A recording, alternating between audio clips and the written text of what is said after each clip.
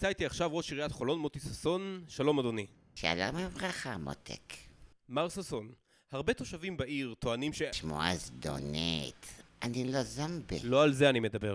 יופי, כי אני לא זומבי. אתה לא זומבי. אני לא זומבי. מר ששון, התושבים טוענים שאין בעיר לאן לצאת ושאחרי השעה 10 היא פשוט מתה. מותק, אתה יכול לטייל ברחובות, לשבת על הספסלים. אתה יודע כמה ספסלים יש פה? אבל מה עם מקומות בילוי, מסעדות, מועדונים? רעש. חולון זה עיר של שקט. אבל אם אין לאן לצאת זה מבריח את הצעירים. גם צעירים זה רעש.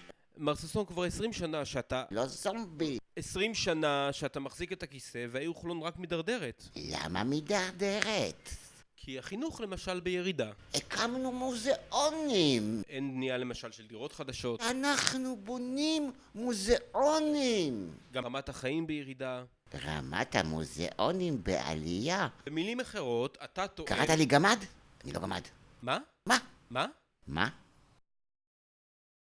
מר ששון, יש אמת בשמועות שראש עיריית תל אביב ואתה חתמתם על הסכם להעברת הזבל של תל אביב לחולון? חולדאי מותק, דבש. אתה יכול להסביר את עצמך עם המותק והדבש הזה? אני פותח מוזיאון חדש. מוזיאון? כן, המוזיאון לזבל ארץ ישראל. אתה צוחק איתי? אתה מאשים אותי שיש לי חוש הומור? אני יבש כמו קרקר. כן, אבל ברור שאתה... אני לא זומבי. קרא לי אוקיי, זומבי. עזוב, מר ששון, עזוב. מה אתה מתכוון לעשות אחרי הבחירות? קראת לי זומביז?